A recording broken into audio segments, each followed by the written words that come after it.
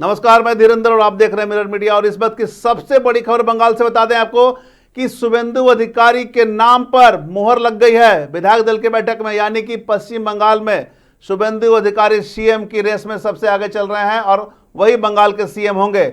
विधायक दल की बैठक में यह फैसला लिया जा चुका है और अमित शाह आज बंगाल पहुंचे थे, जहां उन्होंने मंदिर में पूजा अर्चना की थी। बंगाल पहुंचने के साथ ही उन्होंने शुभेंदु अधिकारी से मुलाकात भी किए थे, उनके पीठ भी थपाए थे और सीधे बंगाल पहुंचने के बाद अमित शाह मंदिर गए थे। मंदिर में जाकर आशीर्वाद लिए थे और विधायक दल की बैठक में आज निर्णय भी लिया जाएगा और निर्णय लिया जाएगा जिसमें शुभेंदु अधिकारी के नाम पर मुहर लगने की उम्मीद है। हालांकि बातें तय हो चुकी है, क्योंकि अमित शाह जब बंगाल पहुंचे थे वहां शुभेंदु अधिकारी से मिले थे, अब मंदिर में जाकर पूजा अर्चना की थी, माता का आशीर्वाद लिया था और संकेत उसमें मिलने शुरू हो गए थे। और उसके बाद ही ये बातें आई थी कि शुभेंदु अधिकारी के नाम पर मोहर लगेगी और 9 मई को यानी कि कल शुभेंदु अधिकारी शपथ ले सकते हैं। ये रविंद्रनाथ टैगोर की जयंती है, उसी जयंती पर यह शपथ लेने का प्लान चला है। और देखिए, आप स्पष्ट देख सकते हैं कि किस तरह से बंगाल में भाजपा की जीत, शानदार जीत हुई थी और शानदार जीत के बाद विधायक दल की बैठक होने वाली थी और बैठक के बाद ये नतीजे निकलने वाले थे। इसमें इस बार 2 डिप्टी सीएम भी बनाए जा सकते हैं, ऐसी बातें सामने आ रही है। हालांकि अभी पिक्चर क्लियर नहीं हुआ है, लेकिन जो 2 डिप्टी सीएम बनाए जाएंगे उसमें 2 लोगों के नाम सामने आ रहे हैं, जिसमें अग्निमित्रा पाल और दिलीप घोष ये शामिल हो सकते हैं। अमित शाह विधायक दल की बैठक में नामों की घोषणा कर चुके हैं। अग्निमित्रा पाल और दिलीप घोष की घोषणा हो सकती है डिप्टी सीएम में, हालांकि अभी इसकी पुष्टि नहीं की गई है। लेकिन शुभेंदु अधिकारी ही बंगाल के सीएम होने जा रहे हैं और बंगाल वही संभालेंगे। यहां बता दें कि लगातार विधायक दल की बैठक को लेकर बातें हो रही थी और अमित शाह बंगाल पहुंचे हुए हैं। बंगाल पहुंचने के बाद ही विधायक दल की बैठक हुई है, जिसमें उन्हें जो मुहर लगी है शुभेंदु अधिकारी के नाम पर, उन्हीं के नाम पर मुहर लगी है और मुख्यमंत्री बंगाल के शुभेंदु अधिकारी ही होंगे। साथ ही कैबिनेट का विस्तार भी होगा। कैबिनेट में भी बहुत ही सोच समझ के चीज़ों को रखने की बात कही गई है। पहली बार बंगाल में सरकार भाजपा की बनी है, ऐसे में मुख्यमंत्री से लेकर मंत्री तक के चयन में भाजपा फूक फूक कर कदम बढ़ा रही है। विधायक दल की बैठक में नए मुख्यमंत्री के नाम की घोषणा के बाद मंत्रिमंडल को लेकर जो बातें सामने आ रही है, उसमें साफ है कि कैबिनेट के जरिए भाजपा एक ऐसा रोड मैप खींचना चाहती है जो गुजरात की तरह सियासी जड़ें बंगाल में भी जमकर रख सके। बंगाल में बीजेपी का मंत्रिमंडल सोशल इंजीनियरिंग और क्षेत्रीय संतुलन का एक बेहतरीन संतुलन बनाने की कवायद है। एक मुख्यमंत्री के साथ 2 उप मुख्यमंत्री भी होंगे।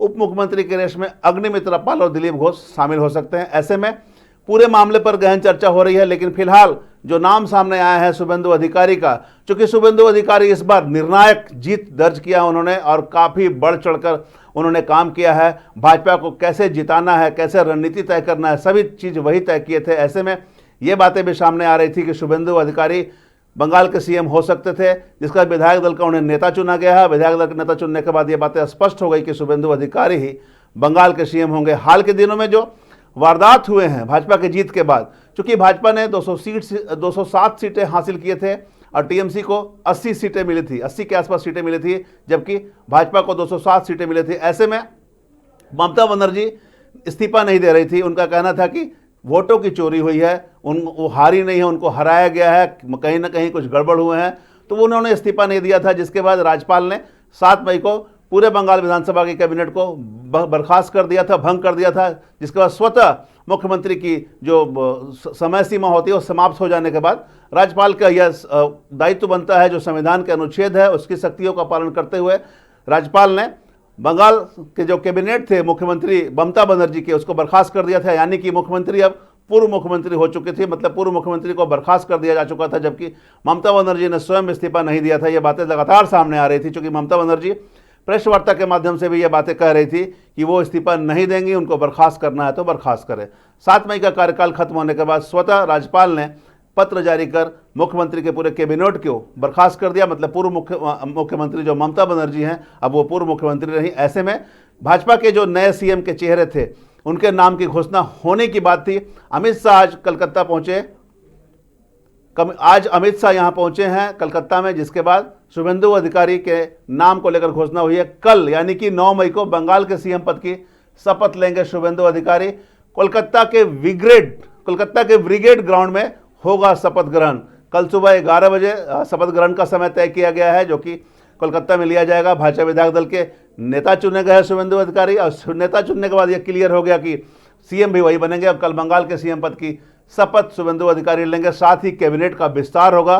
कुल मिलाकर भाजपा अब बंगाल में एक बहुत ही सोची समझी तरीके से शासन को चलाने की कवायद करने जा रही है, जिसे लेकर बैठक किए गए। चूंकि अमित शाह लगातार बंगाल पर कैंप किए हुए थे, बंगाल चुनाव को लेकर लगातार उनका आगमन था और जीत के बाद जो रणनीति तय किए गए थे उसके अनुसार ही काम हो रहे थे।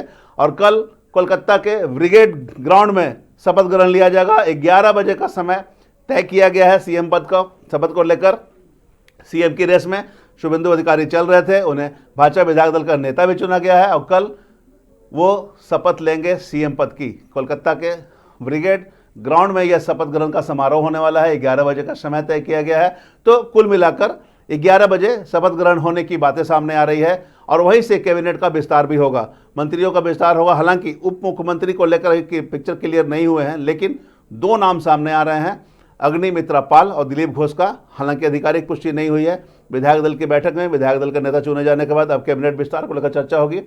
यहाँ बता दें कि आज़ादी के बाद पहली बार पूर्ण बहुमत से भाजपा सत्ता में आई है और बंगाल को बेहतर तरीके से चलाने को लेकर कार्य कर रही है। ऐसे में कई तरह की चुनौतियां भी हैं, महिला की सुरक्षा, साथ ही आम लोगों को रोजगार से जोड़ना, औद्योगिकरण का विकास, कई तरह की चुनौतियां हैं। अगर बंगाल में इन सब चीज़ों को धरातल पर उतारने में भाजपा सफल साबित होती है तो ये लंबा पहल भाजपा का होगा। भाजपा लंबा रूप से यानी कि लंबे समय तक भाजपा शासन कर सकती है यहाँ पर। चूँकि इसके पूर्व में भी जिन लोगों ने भी शासन किया, किसी ने 35 साल, किसी ने 15 साल, तो अब भाजपा की बारी है। भाजपा कैसे बंगाल को आगे लेकर चलती है, लोगों को मिलाकर, लोगों को साथ लेकर, महिलाओं के सुरक्षित, और जो वादे किए थे उन्होंने पूर्व में कि किसी भी तरह की कोई ऐसी घटना ना हो, ऐसी दुर्घटना ना हो, तमाम तरह की लॉ एंड ऑर्डर की चुनौतियां हैं। चूँकि हाल के दिनों में जब चुनाव हुए थे तो शुभेंदु अधिकारी के खास जो पीए हैं उनकी गोली मारकर हत्या कर दी गई थी और भी कई जगह वारदात हुए हैं। भाजपा के कार्यकर्ता के भी हत्या हुए हैं, टीएमसी के लोग पे भी हत्या, मैंने टीएमसी और भाजपा के बीच ये जो लड़ाई चल रही है, ऐसे में लॉ एंड ऑर्डर की स्थिति की बातें भी सामने आ रही है। तो कई तरह की चुनौतियां हैं। शुभेंदु अधिकारी सक्षम है सभी चुनौतियों से निपटने को लेकर, और जिस तरह से अब यह रणनीति बनी है, ऐसे में यह उम्मीद जताई जा सकती है कि शुभेंदु अधिकारी के हाथ में बंगाल की जो कमान सौंपी गई है, लॉ एंड ऑर्डर सहित तमाम तरह की जो वादे भाजपा ने कर रखे थे महिलाओं को लेकर, उसमें खरा उतरेगी। तो कुल मिलाकर विधायक दल की बैठक में विधायक दल का नेता शुभेंदु अधिकारी को चुन लिया गया है और कल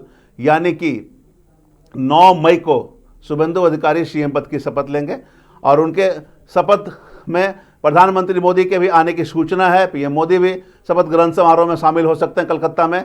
और उसके बाद कैबिनेट विस्तार पर हालांकि अभी बातें सामने नहीं आई है, लेकिन कैबिनेट का विस्तार भी होगा और शुभेंदु अधिकारी अपने कैबिनेट में जिन जिन मंत्रियों को लाएंगे उनके भी नामों की सूची बहुत जल्द उपलब्ध हो जाएगी।